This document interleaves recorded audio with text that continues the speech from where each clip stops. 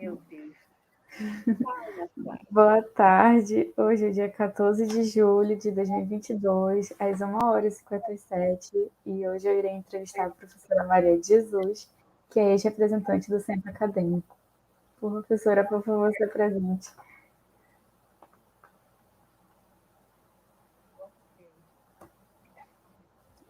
Eu gostaria de iniciar a entrevista perguntando qual foi o período que a senhora foi estudante na UFAM, em pedagogia.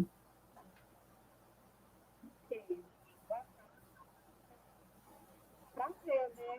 Participar dessa entrevista, porque é uma pesquisa importante que eu considero, né?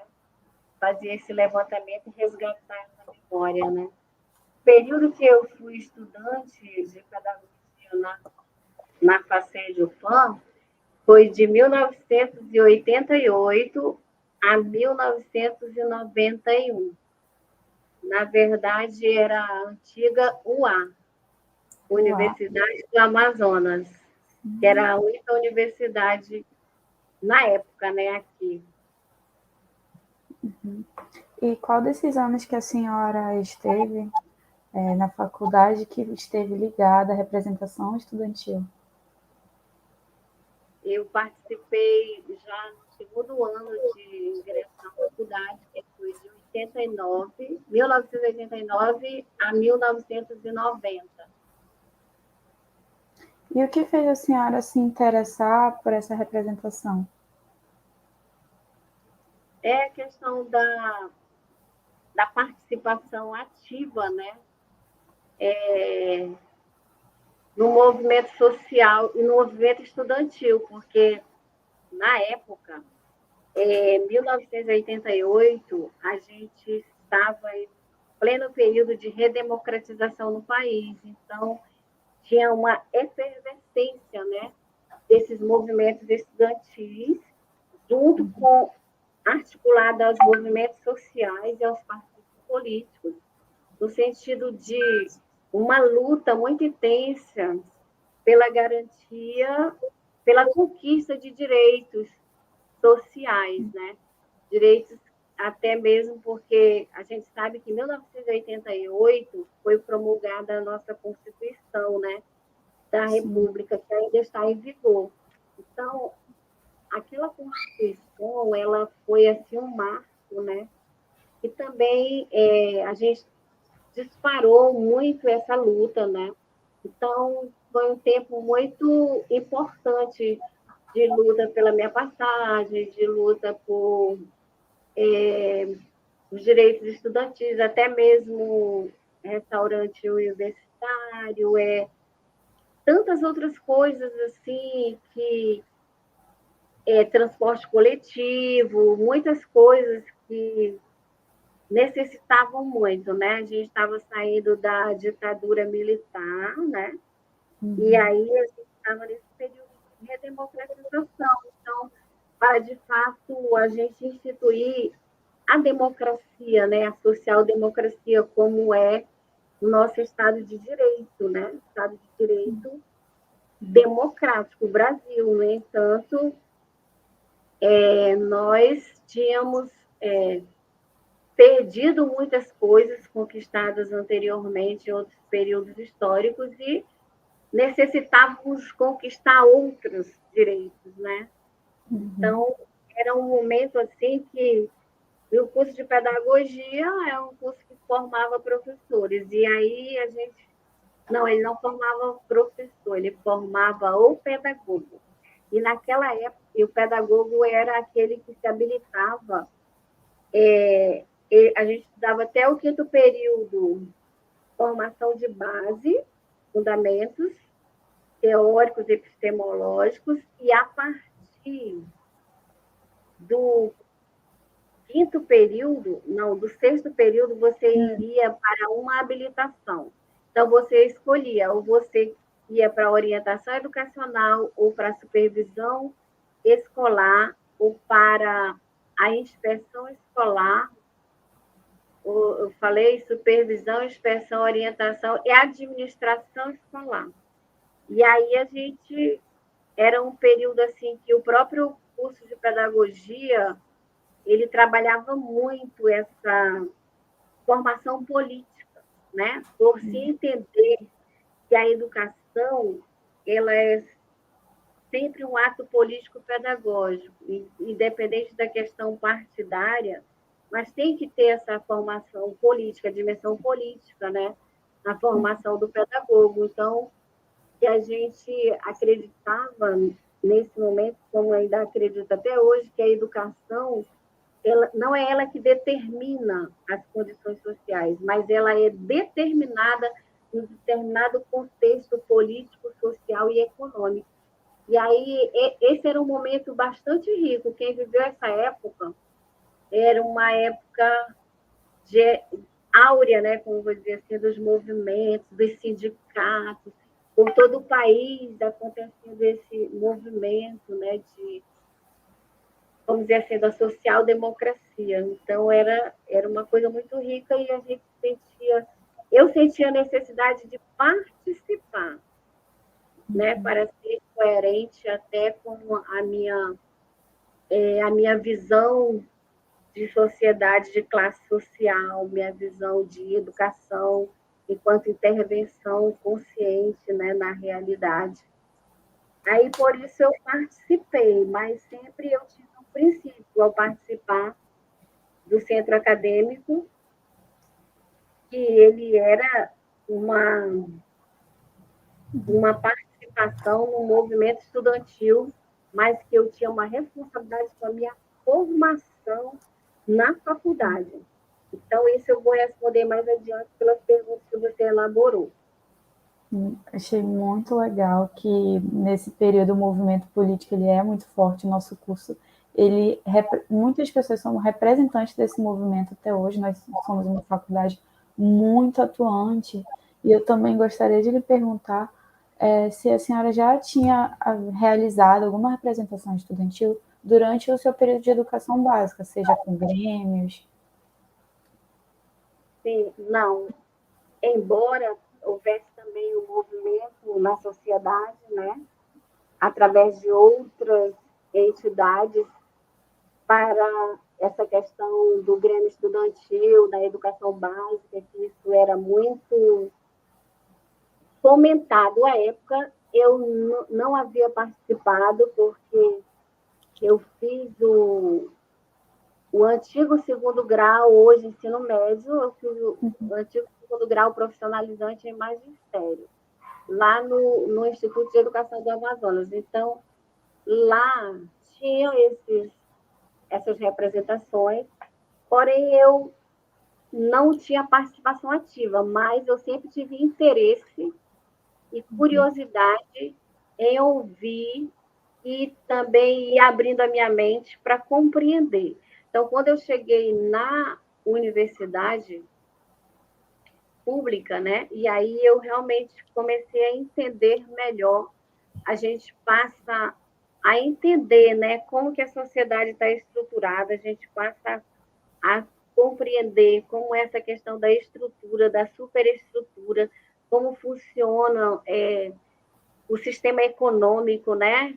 E a gente passa a entender tudo isso. Então, a gente vai crescendo também, conforme esse entendimento, a necessidade, a vontade de você participar realmente como um cidadão ativo. Então, naquele momento, no curso de pedagogia, eu acredito que foi um momento propício para isso, porque eu só adquiri realmente uma visão de classe social e entendi qual é o papel do professor enquanto intelectual orgânico com o meu ingresso na universidade no curso de pedagogia. Então, a partir daí, cresceu esse desejo, né, e de um compromisso profissional também, que incluía também a participação no movimento estudantil, no caso, através das nossas representações, que era o CAP, o Centro Acadêmico de Pedagogia.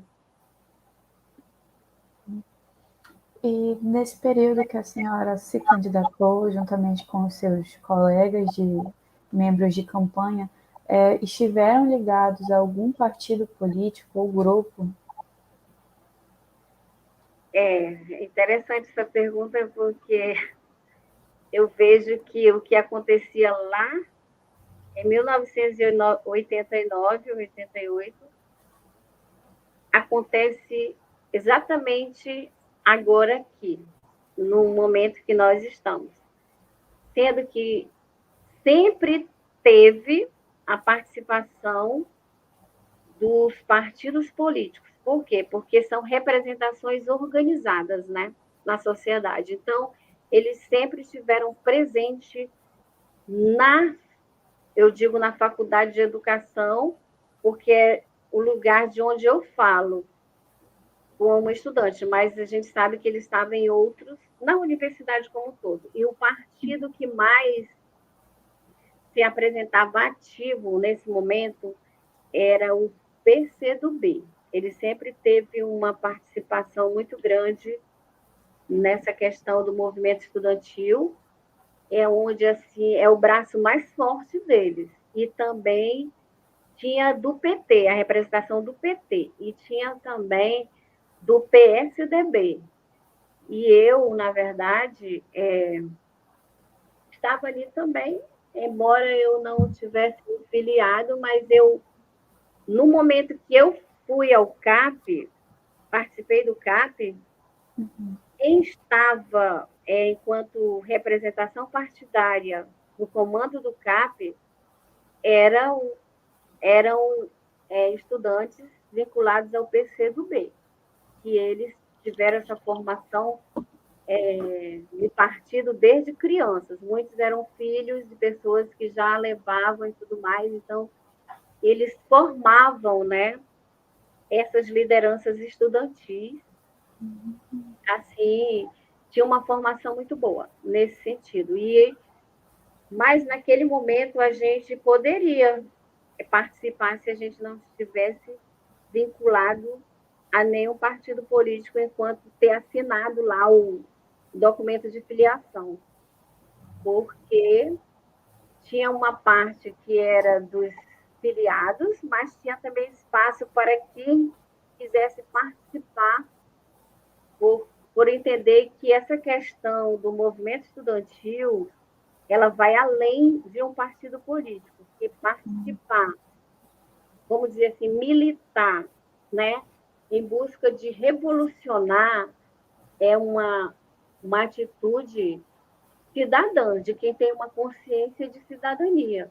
Mas é claro que sempre teve a presença dos partidos políticos. Acho até que se não houvesse essa presença deles, a coisa não teria caminhado como caminhou, porque eles tinham interesse, né, de ampliar essas representações, né, para eleições e outros, né, para o legislativo, para o executivo. Então, existia sim, e eu tinha um relacionamento, como é que eu digo, de afinidade de pensamentos, de corrente de pensamentos. Então, por isso que eu participava, eu estava junto com o PCdoB. Por quê? Porque os representantes naquele momento, eles eram do PCdoB. E aí eles fizeram o convite na sala de aula para quem quisesse integrar a chapa. E eu me interessei. Então, naquele momento, o meu interesse não era por conta de um partido político, mas sim de uma consciência cidadã da necessidade de participar. Agora, sabendo que quando o centro acadêmico ele se candidata, ele conhece os alunos, ele faz as suas propostas, ele faz o seu marketing, né, faz o seu engajamento na universidade, como é que foi a organização para a sua candidatura e da sua chapa? Então, Flávia, essa pergunta é interessante, porque assim, se a gente olhar, fizer um recorte histórico, a gente vai ver que naquele momento, de fato, existia um movimento, né, em torno disso. E hoje em dia a gente vê que isso se tornou uma coisa muito apagada. Hoje em dia se tem uma chapa única, né? E ainda uma luta para que essa chapa única ela consiga realmente obter um número de votos que realmente legitime, né, que ela possa estar na direção do centro acadêmico. Então, eu fiz parte de uma chapa, mas não era chapa única. Então, naquele momento histórico, era assim, havia uma disputa mesmo, né, no sentido de que estava ligada um pouco aos partidos políticos, mas também os estudantes, eles tinham aquele, como é que eu digo, tinha assim um afã, né, um afã, assim, uma coisa de, então, olha, democrático, vai ter eleições democráticas do centro acadêmico, os alunos vão escolher após avaliarem as propostas, e sempre tinha, na época que eu tinha, no mínimo, umas 3 chapas, agora eu não lembro exatamente, tinha, e todos faziam campanha, e assim, campanha forte, de ir nas salas de aula e conversar com os alunos, apresentar as propostas, sendo que as propostas, elas eram muito relacionadas com a participação desses partidos políticos que compunham a chapa nos movimentos sociais, certo? E, inclusive, nesse momento, era muito forte a presença do DCE, do Diretório Central dos Estudantes, que eu nem sei se ainda tem, porque eu nunca mais ouvi falar dele, né? Então, tinha esse Diretório Central dos Estudantes, o DCE, que também era uma representação geral e tinha que ter eleições e tudo para compor o DCE. Então, eu lembro que o partido que não largava o DCE de jeito nenhum era o PCdoB. Eles sempre conseguiam se reeleger, mas porque eles eram atuantes realmente em termos de militância, eles são praticamente imbatíveis. Eles eram, porque eles militavam mesmo, né? Assim, eles iam para a rua, né? Como se diz, vestiam a camisa. Então, era disputado. Não era como agora, que, que é uma luta, né? A gente vê que hoje a coisa não é mais assim. Isso serve de reflexão para a gente, né? De analisar o porquê, né? Então é isso, Flávia. Agora saindo um pouco do roteiro, porque eu gostei de uma coisa que a senhora falou bastante, é sobre o DCE. É a primeira vez que eu escutei falar e eu gostaria de saber o que seria o DCE, sim, e qual era realmente o papel deles, porque é a primeira vez que eu ouvi falar e eu achei muito curioso. Nossa, Flávia, realmente, eu tenho pesquisa que mexe com os centros acadêmicos, né? Você tem que trazer, sim, o DCE. DCE, Diretório Central dos Estudantes. É como uma central geral, entendeu? Então, tinha uma sede, o DCE. Eu lembro até na época que era ali na rua Joaquim Nabuco. Então, era um espaço. Então, ali acontecia o quê? A reunião de todas as representações dos centros acadêmicos em todos os cursos da UFAM. E lá haviam, de lá saíam as pautas, porque tinham muitas manifestações. Não era assim uma coisa, por exemplo, o Centro Acadêmico de Pedagogia, ele é a representação do curso de pedagogia.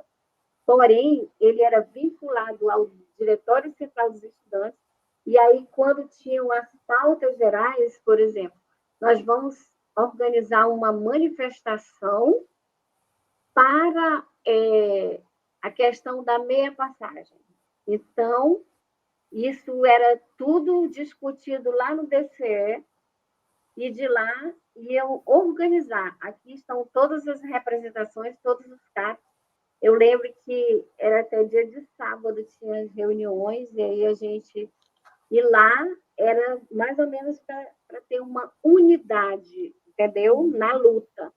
Então, de lá saíam os comandos, né? Lá também eram feitas as votações, porque tem todo uma composição nessas representações, tem os delegados, tem vários os membros, tem as comissões, e o DCE, na verdade, eu acredito que essa coisa do DCE praticamente ter sumido do cenário, né? Uhum. Isso é um ponto também, porque que a gente vê os cursos isolados nos seus centros acadêmicos, né? E aí isso, como que tem força se você está isolado? Então, o DCL dava, assim, mais força, porque ali você sabia o que estava acontecendo em todas as representações dos cursos, você conhecia e reconhecia os companheiros, né, vamos dizer assim, e também era um espaço de você se fazer propaganda, né, de si, porque conforme os discursos, né, as pessoas iam te reconhecendo como uma autoridade, né, vamos dizer assim, no movimento estudantil, e tu irias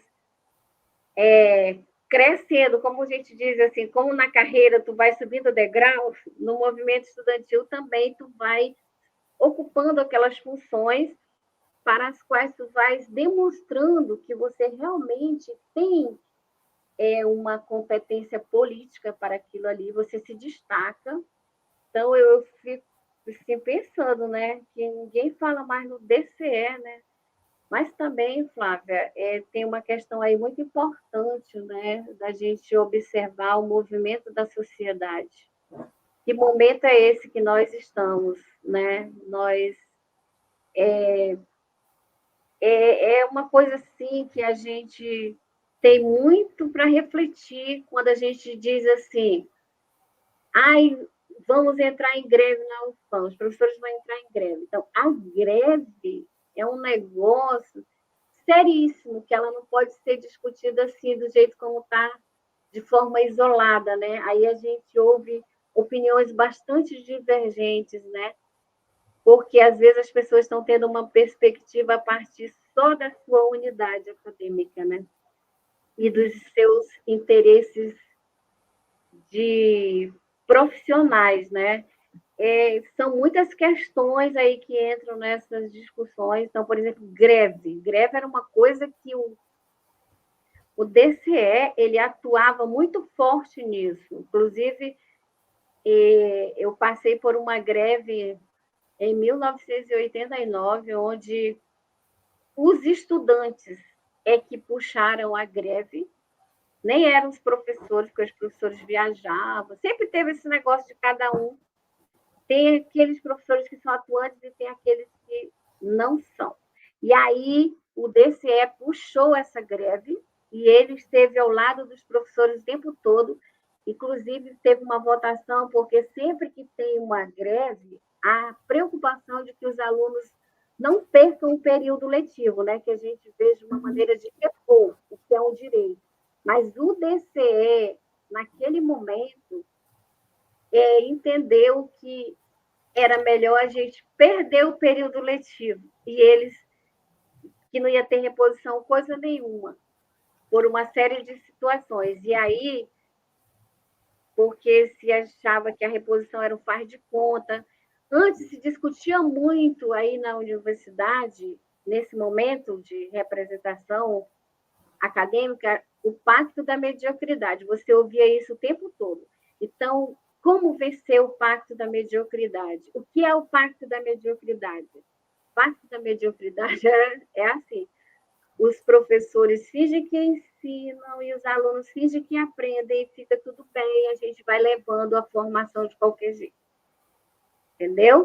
Então, o DCE, naquele momento, que era a representação estudantil máxima, entendeu que não, era necessário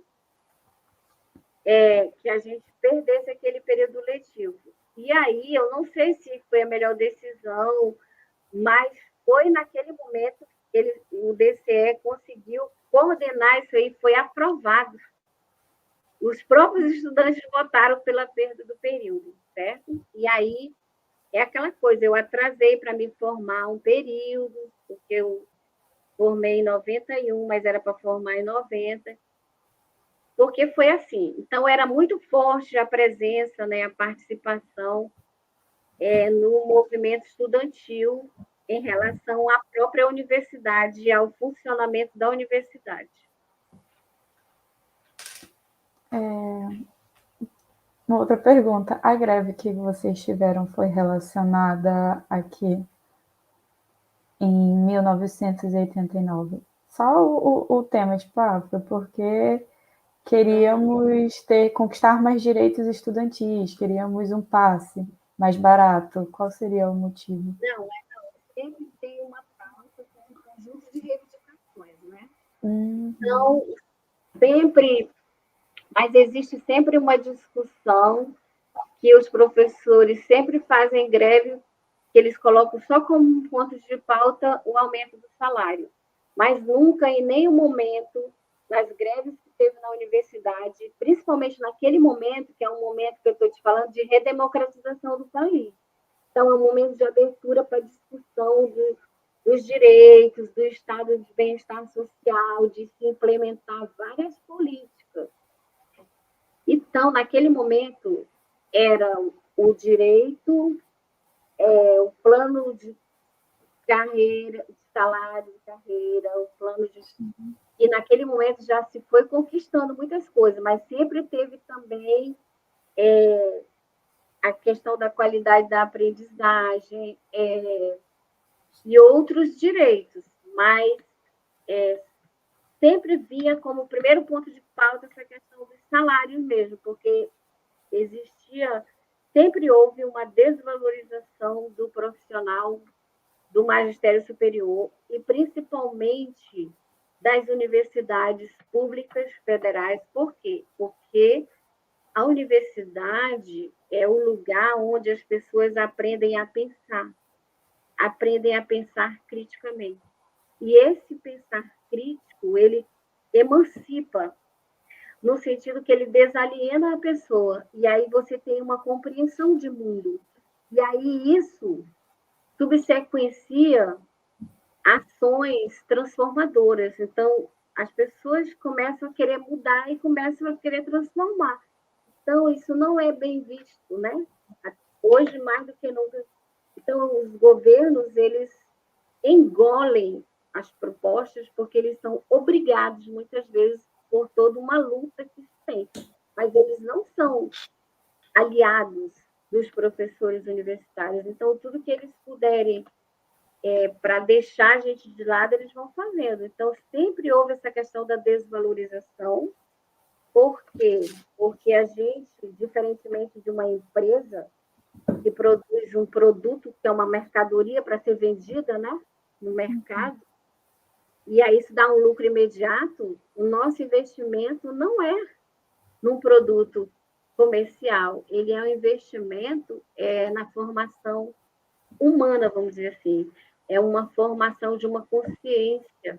E aí, isso aí gera, né, tem efeitos, e se o governo, de fato, não age dentro da perspectiva do que é o Estado de Direito, né, democrático, então a sociedade reage.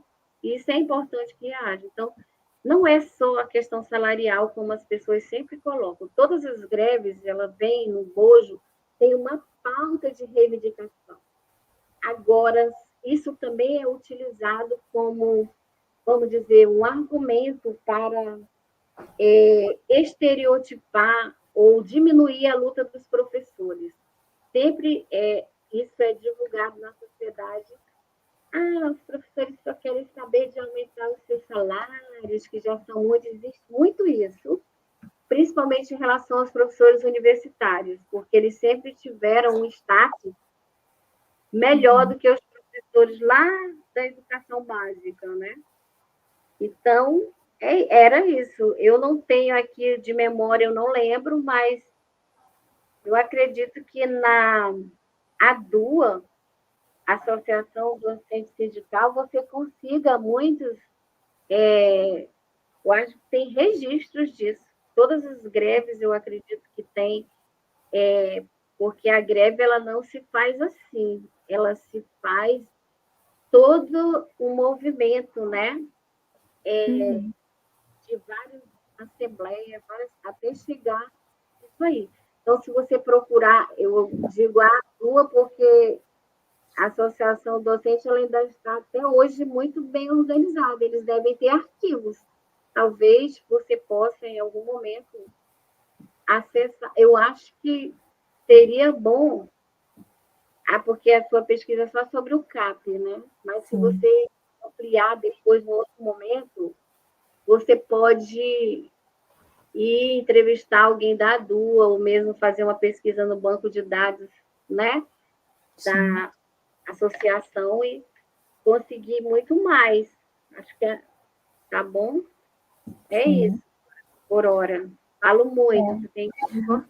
Tá maravilhoso, professora, de verdade. Eu tô aprendendo muito. Meu Deus. Sim, tá Sim, muito bom. Agora, fazendo uma recapitulação, perguntei como é que foi a organização da candidatura e o seu processo, né, para, enfim, fazer a posse. Quais eram as chapas que estavam concorrendo? A senhora falou que era mais ou menos três. pois Como é, elas... eu não lembro o nome, Flávia, mas eu sei que sempre teve a chapa do PCdoB, a chapa do PT e a chapa do PSDB, porque nessa época o PSDB ele estava tendo uma participação grande, assim, porque ele, a nível local, a gente tinha uma autoridade política que estava muito bem, que representava muito bem, que era o Arthur Neto. Ele sempre foi muito considerado e ele é um político realmente digno naquele momento. E tinha também o PT, né, que firmava assim mesmo os seus passos. E aí eu não sei dizer exatamente o nome das chapas, mas os nomes das chapas sempre traziam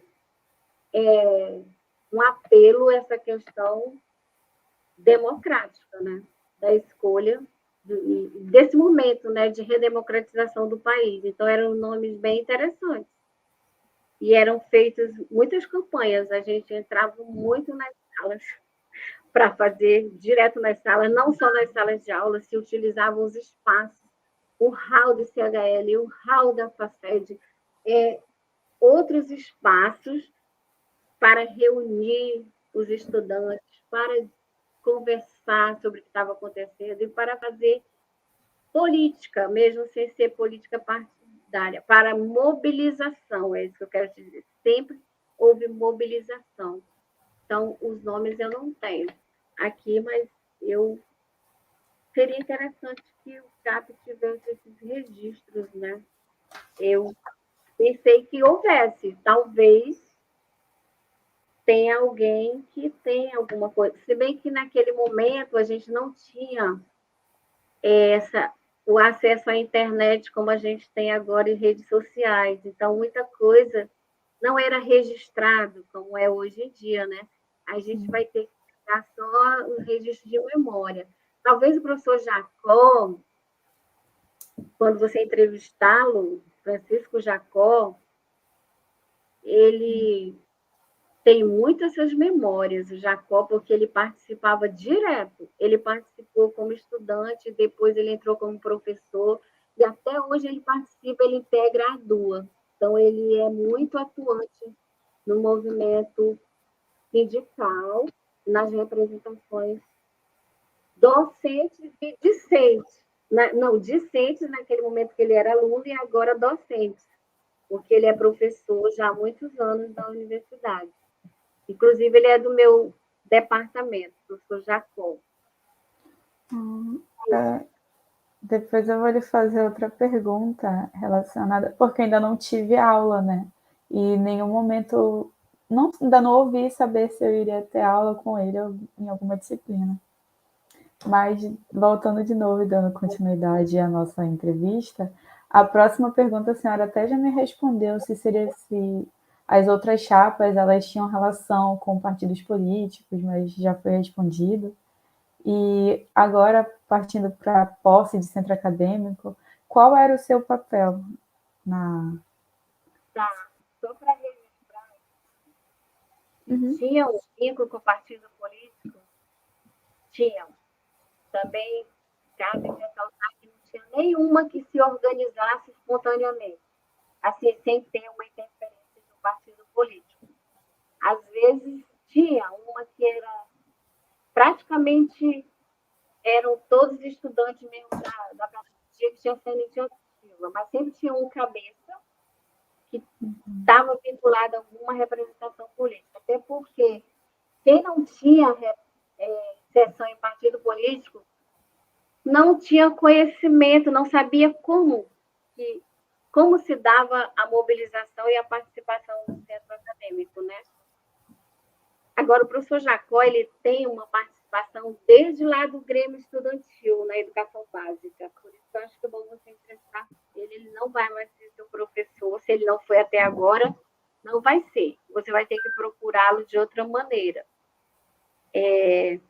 Então, tu perguntaste sobre qual era o meu papel, né? Qual era a minha função no CAP? Foi isso? Sim. Sim, então era o seguinte, ali era o seguinte, a gente tinha um presidente e tinha os diretores, né? Só que cada um fazia o que fosse necessário, porque como nós funcionávamos por turno, né? Então, tipo, eu era do turno da tarde. Então, tinham coisas que no turno da manhã, a presidente, que era uma mulher, a Esther, na época que eu participei, ela era também estudante de pedagogia. Ela ia de manhã e fazia o que era necessário fazer para mobilizar. Então, se eu tivesse à tarde e ela não tivesse, aí eu já ficava com essa responsabilidade de mobilizar. Porém, o meu papel mesmo, quando eu entrei, era vinculado à comunicação. Eu não sei dizer exatamente qual é o nome da seção, né? Sindical, do CAP, né? Que eu não sei hoje as funções, né? Tem presidente, vice-presidente, secretário, né? Algumas coisas, diretores, né? Como é? Então, eu agia, o meu trabalho era de comunicação. Significa o quê? Que tem que ir e falar com os estudantes, tem que ir até onde a comunidade está. Se tivesse que comunicar, entende? Falar do que é o CAP, como é, se tinha alguma questão acontecendo no curso de pedagogia, como o CAP vai entrar, e o CAP opinava bastante sobre as coisas, mas sempre nesse sentido de representar os interesses dos estudantes. Quais foram as propostas de desenvolvimento que vocês tiveram durante a campanha e durante a gestão? Pois é, Flávia, essa é uma pergunta bem interessante. Eu, sinceramente, não me lembro, porque faz muitos anos, né? Mas as propostas eram vinculadas, por exemplo, a conquistas em relação à própria faculdade de educação, que hoje, vamos dizer assim, hoje a gente tem acessibilidade, né? A gente tem identificação em braille para estudantes cegos, a gente tem algumas coisas assim, mas naquele momento eu não lembro, mas eu sei que estava vinculado a essa questão dos direitos dos estudantes de pedagogia mesmo e algumas coisas da pedagogia, por exemplo, garantir que não faltasse professor, sempre tinha essa discussão. Aí isso era uma proposta.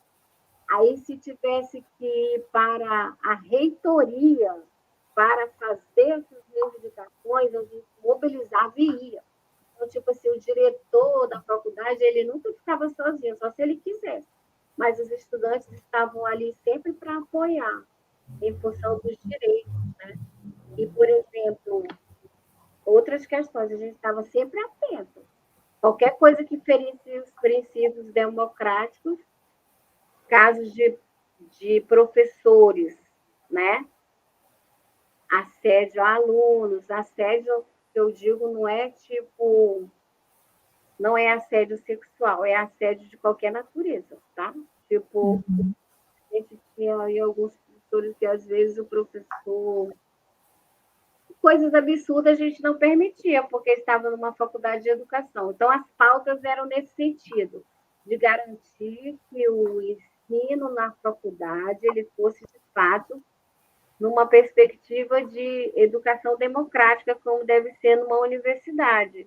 Ainda mais porque no curso a gente vive o sistema de créditos, né? Então, há um trânsito muito grande. Agora, bem menos eu digo, mas a gente, por exemplo, estou ministrando uma disciplina de currículos, aí na sala tem não só estudantes de pedagogia, porque o sistema de créditos permite que o aluno se matricule numa disciplina no outro curso. Então, havia sempre essas interações, assim. Então, eram muitas coisas, mas tudo isso ficava garantido lá na proposta. Seria bom realmente ter acesso, né, para ver os pontos específicos da proposta, mas eu não tenho de memória para te dizer. Mas sempre tinha os folhetos, né, os informativos, isso aí era um material de campanha. Sim. Tudo escrito, que nem agora como se faz campanha para diretor, né? Aí vem a proposta. Não podia de jeito nenhum a chapa ir fazer sua propaganda sem ter sua proposta escrita. E aí se distribuía a proposta e se conversava também explicando sobre a proposta, se comprometendo, né, a cumprir. Mas eram propostas que estavam restritas ao que é possível se fazer enquanto representação discente, né? Uhum. É isso, Flávia. Infelizmente, eu não Tudo tenho. bem. Essas informações seriam importantes para você. Já a partir, a gente consegue ter uma noção mais ou menos da proposta, né, que é a luta pela melhoria do espaço e da faculdade em questão de professores, qualidade de ensino, respeito aos estudantes, né, manter sempre essa comunicação e essa relação. Então, a partir disso, a gente consegue ver como se organizavam as propostas de desenvolvimento, né, da chapa e da gestão. E dando seguimento a isso, quais seriam as atividades? Oi, Você resistiu bem, então acrescente aí.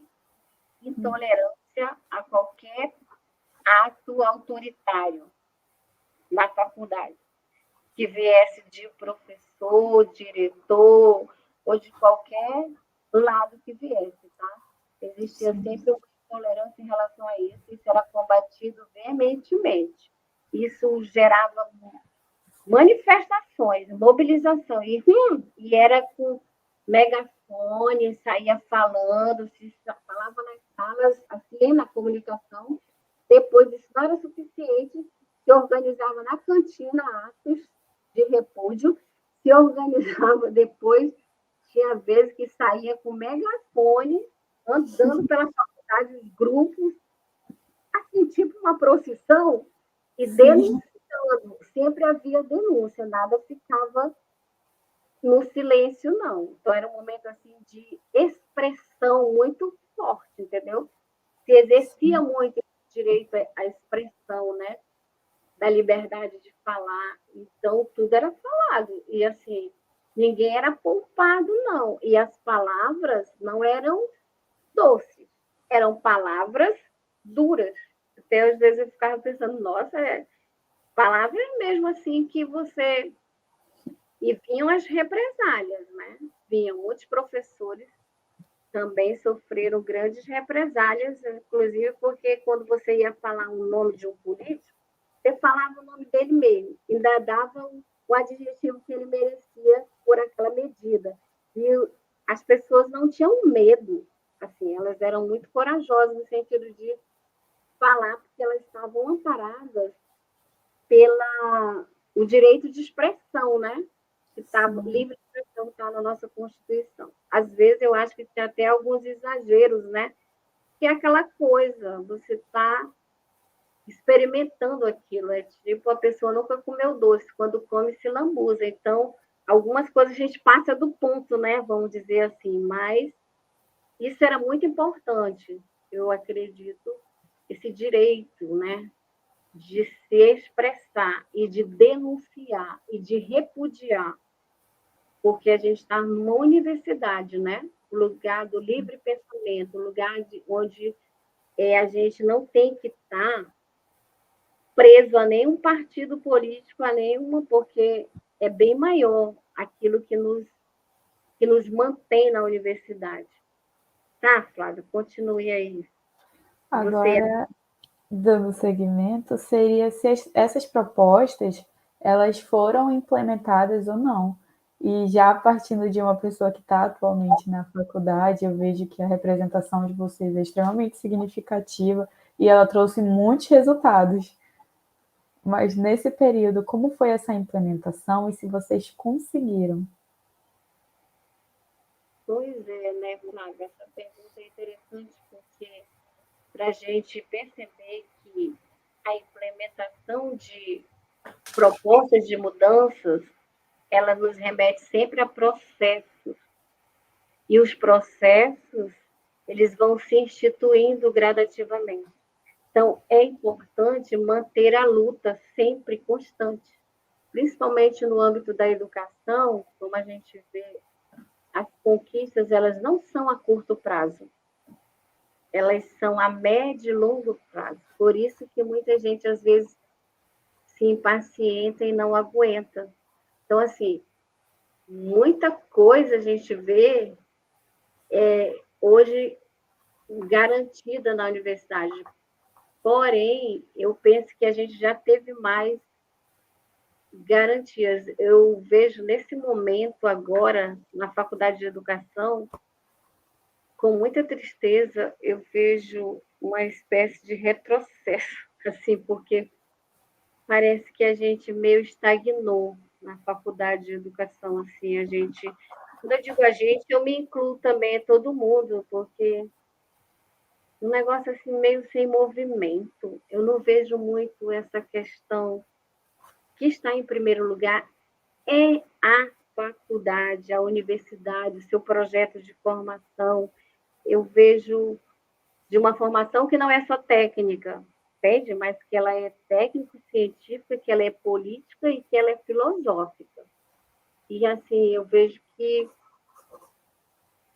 a gente conquistou muita coisa, mas também a gente vive um momento que eu vejo que não tem nem a ver com os movimentos, e sim com essa atual fase do sistema capitalista em que a gente vive, que é a era flexível, né? E que o sistema ele se metamorfoseia, ele se torna líquido se for necessário, agora um pouco assim de metáfora, para poder penetrar em todos os espaços. Então, nós vivemos mais do que nunca esse momento em que o capitalismo, vamos dizer assim, na sua fase máxima, né, que a gente chama de a era do capitalismo flexível. Então, você vê com o avanço da tecnologia, também, né, avança muitas coisas do neoliberalismo, que é o avanço, né, da dominação de um sistema econômico que ele vai devastando tudo que tiver pelo caminho. Então, tipo assim, se ele não se institui mais pela força, como era na época da ditadura, né, em que tem a polícia reprime qualquer manifestação, né? E ela entender que tem que reprimir. Mas hoje a gente vive aquele da fase máxima da ideologia, no sentido de que necessidades são criadas e elas são criadas necessidades para nós e nós nos tornamos, é assim, uma espécie de ironia. Criaram necessidades e nós aderimos às necessidades e agora nós não sabemos mais viver sem elas. É como eu te digo sobre um exemplo, é os nossos celulares, né? Que a gente é engraçado que ninguém. Como é que você se imagina sem o celular? Em décadas lá para trás, as pessoas não conseguiam viver sem a televisão, né? Então, tipo assim, aí hoje em dia, com o avanço da tecnologia, as redes sociais, a coisa da internet, é o processo de sedução, entende? Eu digo que o capitalismo, né, se ele não se institui pela força, ele vai por outros caminhos. Então, eu vejo que a sedução é o que é mais difícil resistir, né? Porque o processo de sedução é esse, de criar necessidades, fazer você começa a experimentar coisas que são aparentemente inocentes, mas que vão gerando uma dependência. Então, afeta diretamente a consciência. Isso é muito difícil, né? Então, a gente vive esse momento que nós não sabemos exatamente para onde a gente vai. Aí eu fico pensando como é para um CAP, um centro acadêmico, atuar, tá entendendo? Nesse momento. É muito difícil, porque, tipo, o que dizer, o que fazer? Os próprios estudantes, eles ficam meio sem entender, muitas vezes, a proposta do próprio curso de formação. Então, é um momento muito difícil que a gente vive, momentos da nossa vida mesmo em que a gente tem que escolher. Às vezes você tem que escolher entre estar na universidade ou sobreviver. Sempre teve isso, né? Porém, agora eu penso que é muito mais forte isso, a questão de sobreviver. Tipo assim, de chegar ao dia seguinte, né, com a sua sanidade mental, porque além da saúde física, a gente vive muito risco da saúde mental. E, tipo assim, olha para a juventude, nossa, eu fico pensando, é muito difícil ser jovem hoje em dia. E os jovens, eles sofrem uma pressão muito grande, e na cabeça deles, como é que fica tudo a leitura de mundo que eles fazem é totalmente diferente da leitura que a gente fez, porque a gente viveu outros momentos.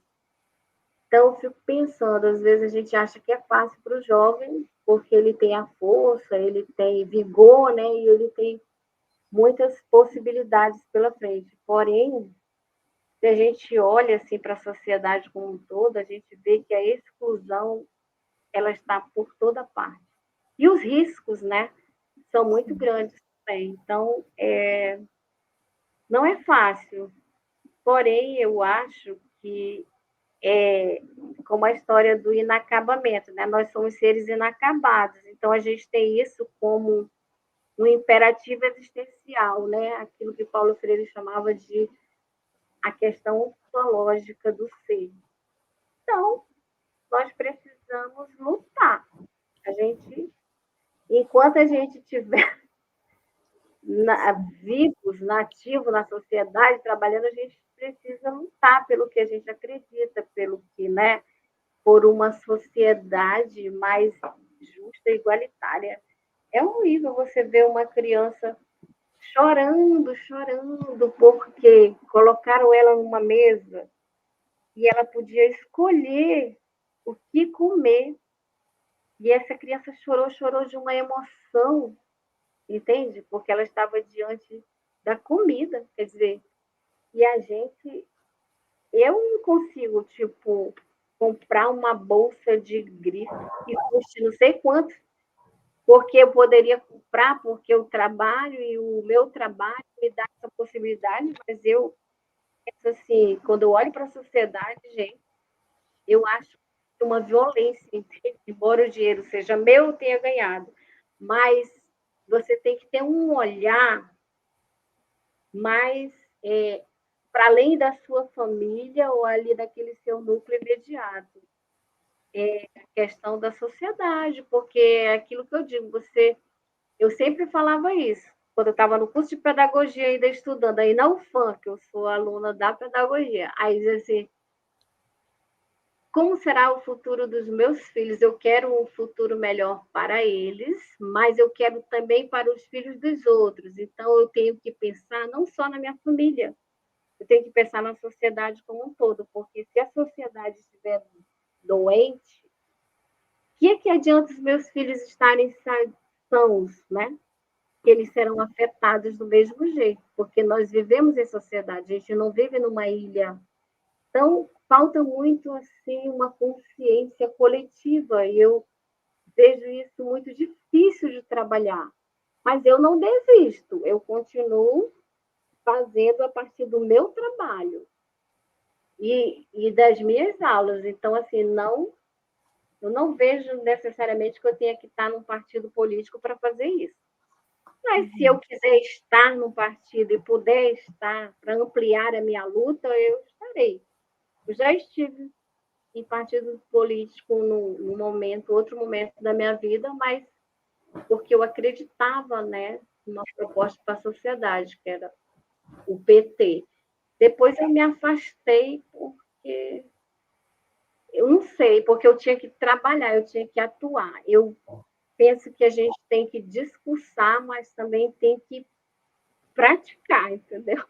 E aí eu não queria ficar só no discurso, então comecei a praticar, né? Educação como prática social de humanização, e aí por isso eu me afastei enquanto está ali na militância partidária, mas eu continuo militando, né? Enquanto cidadã.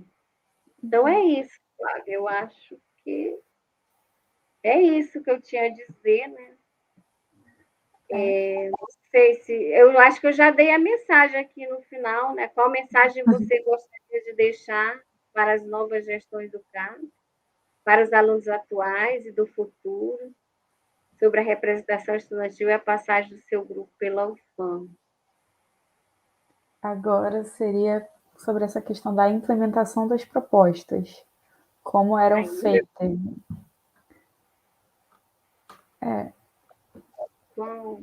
Ah, eu tinha uma pergunta aqui que tu falaste, que era sobre. Eu achei que era importante. Ah, a questão número 13.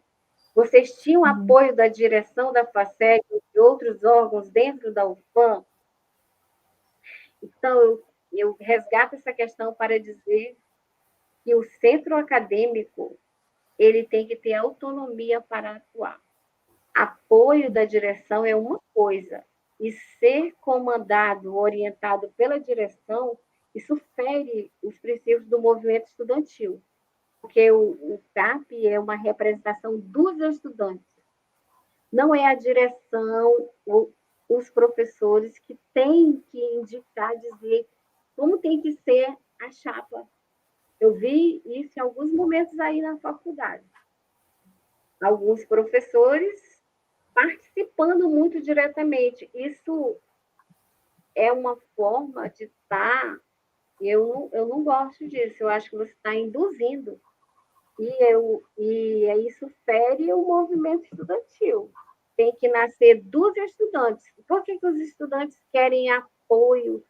Esse apoio tem que ser entendido que tipo de apoio é, entendeu, Flávia? Porque apoiar não significa indicar os nomes e orientar toda a composição. Isso é um ponto delicado, porque na época que eu participei, não, o centro acadêmico ele tinha liberdade para, se ele tivesse, por exemplo, que falar, se opor à direção, ele tinha que estar livre para ter essa voz, para se colocar, mas é a direção que me apoiou para a chapa, como é que eu vou falar? Você entendeu como é que está entendendo? entendi. Então, eu acho que essa questão aí de apoio da direção, de outros órgãos, isso aí tem que ver, porque depende do que era a reivindicação, né? Esse Eu, apoio não pode ser tutela, não pode ser, não pode ferir essa autonomia dos estudantes. Não, essa implementação das propostas que tu me perguntaste, eu já te disse que eu não sei. Assim, eu não tenho essas informações para ti, de como eram implementadas. Eu só te disse que a gente faz a reivindicação e aí depois a gente observa os efeitos daquilo que está acontecendo ou não. Por exemplo, naquela época não tinha ar-condicionado nas salas. Aí a gente reivindicava, por exemplo, lâmpadas não estão funcionando.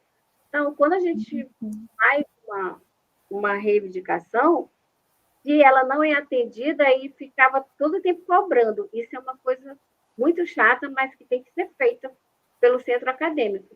Tem que ficar cobrando insistentemente até que seja cumprida. E isso surte muito efeito, porque da próxima vez as pessoas se apressarão a atender. Porque então a implementação é dentro daquilo que, quando a gente combinava alguma coisa, fazia alguma reivindicação, tudo tinha prazo para acontecer. Não se faz a coisa assim e deixa solto. Era tudo muito bem organizado, essas propostas. Então, é um tempo X. Se não for cumprido naquele tempo, aí vai começar, aí vai ter uma greve, vai ter uma coisa assim, aí vai ter uma reação, uma manifestação. Entende? Era mais ou menos nesse sentido, Flávia. Então, você possui registros, eu não possuo. Professora, eu achei muito interessante a sua frase sobre ter apoio e não ter tutela. Achei primordial, gostei bastante, bem significativo sobre essa questão do aluno lutar por si e não por, enfim, apoiar uma direção ou apoiar algum professor, mas sim pelos seus direitos. Está lá pelo aluno. Política pelos direitos, no caso, pelas suas conquistas. E já se tratando de como a sua função era a questão da comunicação, como que funcionava com os alunos? Porque atualmente nós vemos um movimento meio diferente, né, na faculdade, se os alunos eles realmente eram mais participativos, se eles se interessavam pelo fazer acadêmico, por participar dos movimentos, porque o centro acadêmico em si, ele da sua gestão, ele é sim muito forte nos movimentos, muito significativo, mas o resto dos alunos da faculdade, eles se juntavam aos movimentos e se juntavam e apoiavam o centro acadêmico? Aí depende da participação, né? Então, assim, sempre acreditei no diálogo, entendeu? Franco e direto. Então, você chegar com os alunos, não é também ficar todo o tempo interrompendo a aula dos professores, porque você já vai ali rapidinho. Não. Então, se você quer realmente a participação, você tem que gastar o tempo que for necessário dialogando, conversando. Mas era mais fácil, sim, a gente conseguir mobilizar, porque também nós tínhamos muitas coisas a conquistar, né? Por exemplo, eu estava na época que a gente conquistou essa questão de meia passagem, e porque isso não era uma conquista, vamos dizer assim, rápida, de um só movimento. Isso tinham várias etapas até a gente conseguir concretizar, entendeu? São vários Sim. níveis de mobilização para conseguir alguma coisa. Então, eu acho assim que naquela época, quando a gente ia à sala, a gente ia com firmeza conversar. A gente tipo tem que saber o que a gente está dizendo, porque quem está lá do outro lado, assim, está um pouco fora daquilo. Então, eu não tinha dificuldade, assim, na comunicação, quando a questão era mobilizar. Porém, como eu te digo, que era muito mais fácil você mobilizar antes pelas questões conjunturais, né? E também porque havia maior interesse dos estudantes em avançar na questão da garantia, né?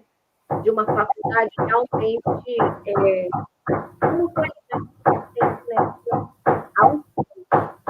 E aí eu vejo hoje uma dificuldade muito grande,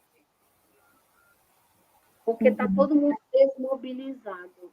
E até quem vai, eu vejo essas representações, tenho observado aí, que muitos vão assim, só para preencher o.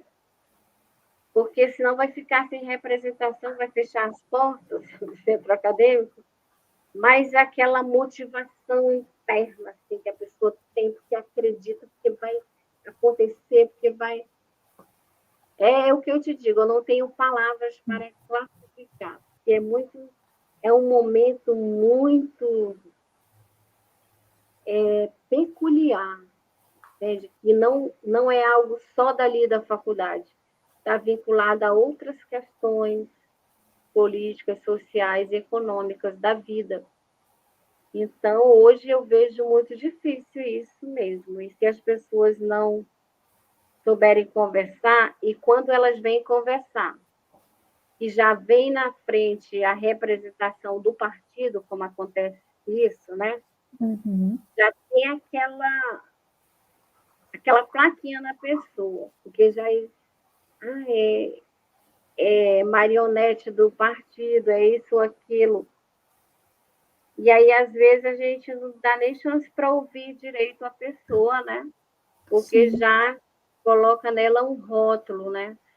E aí eu vejo isso, que os partidos, eles ajudam e também atrapalham nesse sentido, porque mexe com essa questão da autonomia do movimento estudantil, né? Você tem que ser livre para criticar, por exemplo, mas como que eu vou criticar se vamos dizer assim, a diretora é a representante máxima do meu partido e ela que me convidou, e ela que me inseriu naquele universo?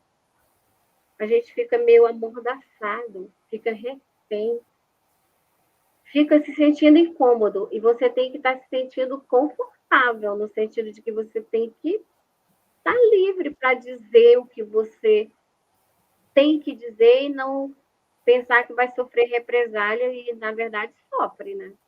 Sim. Mais ou menos por aí, Flávia. Vamos ver se a gente vai para a mensagem final, não, porque eu Sim. tenho Tudo compromisso.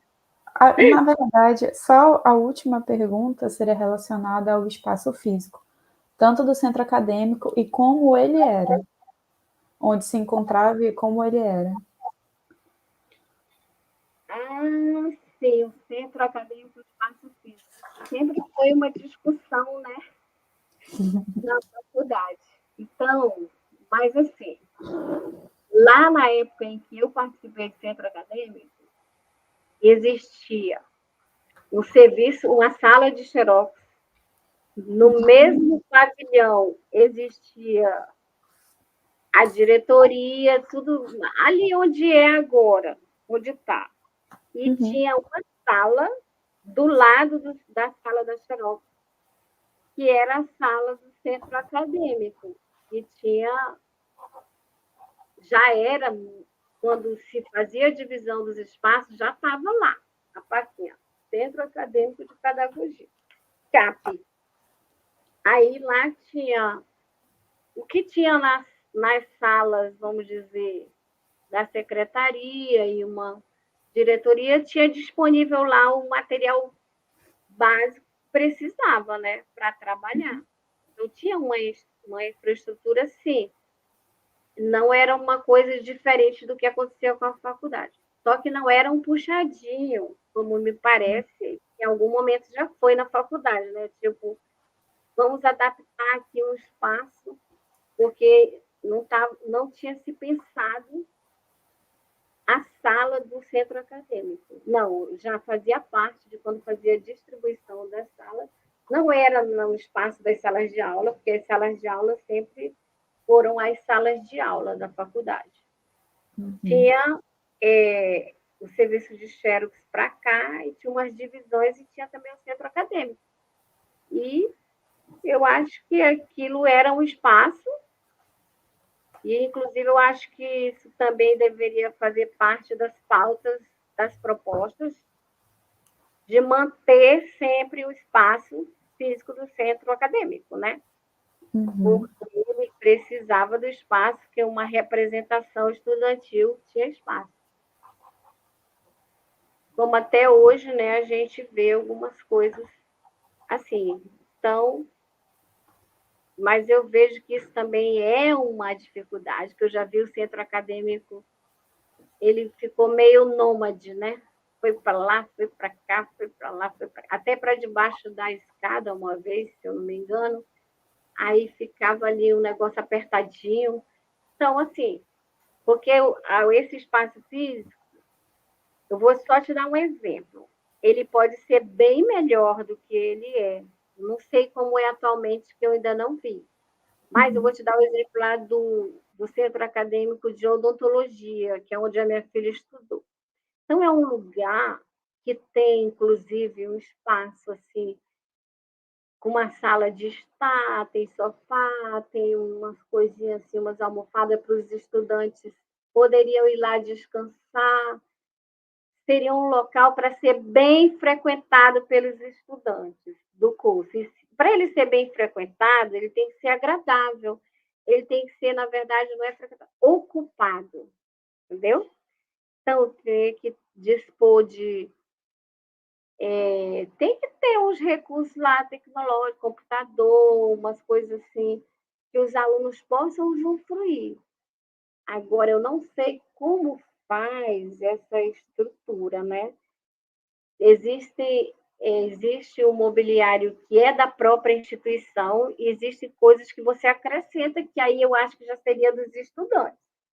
Tipo, sei lá, conseguir uma doação de uma poltrona assim, não sei o quê, aí já é uma organização dos estudantes. Mas eu já vi na pedagogia, em algum momento, ele já foi assim, um lugar para os estudantes ficarem lá, se reunirem, conversarem, quem sabe assistir um filme no intervalo. É um espaço, né, para você estar também. E aí eu acho que isso poderia ir criando mais um sentimento de pertencimento, né? Talvez o espaço físico agradável, com atrativos. Hoje, né, na época que nós vivemos, de fato, pode ser um negócio que vá chamar os estudantes, eu não sei. Organizar alguns momentos assim culturais, mas de organizar de fato. Não é faz uma coisa assim. Existe uma desorganização muito grande, na minha opinião. Ai, vamos fazer, vamos, vamos. Aí vem, chama fulano. Não, tem que ser um negócio bem organizado. Quem sabe eu penso que poderiam se fazer oficinas de teatro, fazer coisas assim que despertasse o interesse dos alunos e dali ia crescendo, né? Mas poderia começar lá para criar esse sentimento de pertencimento, né? O lugar, a ocupação. Então é isso. Caiu, foi? Hein, Flávia? Que foi? Baixou e voltou, mas continuou normal. Não se Ah, perdeu nada. Continuou não, normal. Flávia, se quiser, eu posso deixar a mensagem final aqui na sua Sim, pergunta, aí eu posso repetir algumas coisas.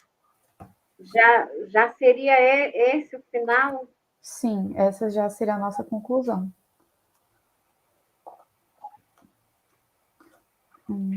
Representação estudantil, né? Sim. Eu acho que enquanto a gente estiver no Estado de Direito Democrático, regido por uma Constituição democrática, e a gente tiver uma LDB, que no caso é a nossa, a Lei de Diretrizes e Bases da Educação Nacional, ela é também de inspiração democrática, porque ela foi aprovada após a Constituição de 1988 e ela diz que a educação ela tem que acontecer numa perspectiva democrática. Então, eu acredito que é necessário manter as representações, que a gente tem que lutar e participar ativamente. E esse momento na universidade é um momento único de ser vivido.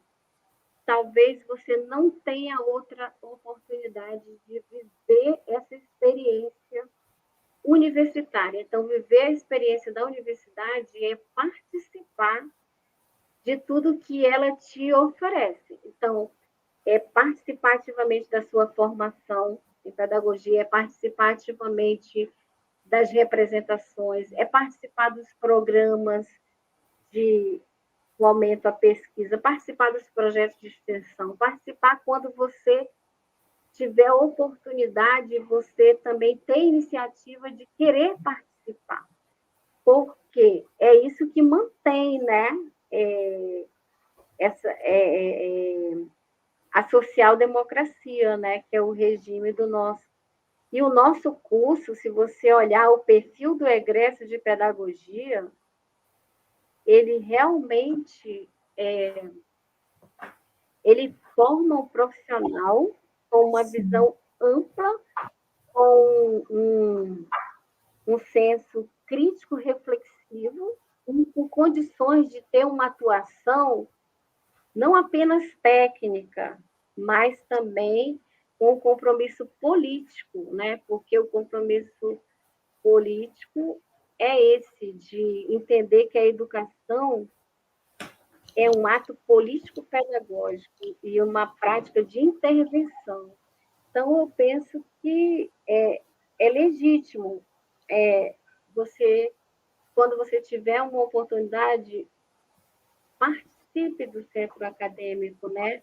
Mas também eu acho que tem que ter uma luta de reivindicar que você tem que ter direito à livre expressão. A gente não pode ficar refém de professor A ou B, porque senão fere esses princípios, né? Então, a experiência da universidade, a experiência com o conhecimento. Eu acho muito interessante que é como o Larossa já disse uma vez, né? E eu não lembro exatamente tudo, mas diz assim, viver a experiência em sua plenitude. O que significa isso? Se for necessário parar para escutar, parar. Para ouvir o cheiro, para tocar, para sentir de uma forma assim plena. Então, para isso, você tem que estar aberto. Então, se não tiver essa abertura, não haverá esse crescimento, né? Tão necessário, né? Que a gente precisa também, porque o estudante universitário hoje, ele será amanhã o professor, né? Então, o que o Paulo Freire fala uma frase, eu achei muito interessante, sempre falo para os meus alunos isso. Então, assim, a professora democrática, o professor democrático, ele sabe que essa experiência com conhecimento precisa ser democraticamente vivida. E ele diz assim, se eu não fizer hoje o que hoje é possível ser feito, dificilmente eu farei amanhã o que hoje não pude fazer, porque as condições se alteram. Então, é necessário viver o momento da universidade, aproveitar essa experiência em sua plenitude. E é isso. Então, faz parte, né, Flávia? Acho que você, com essa sua pesquisa, está dando uma grande contribuição, né? E o seu professor também, eu parabenizo ele por ele ter o orientador, ele ter tido vamos dizer assim, senso, né? Essa compreensão da importância que é isso, né? Porque são raras essas pesquisas, né? Mas elas são necessárias. Eu acho muito importante esse estudo que você está fazendo. Então, estudar bem a questão para depois publicar.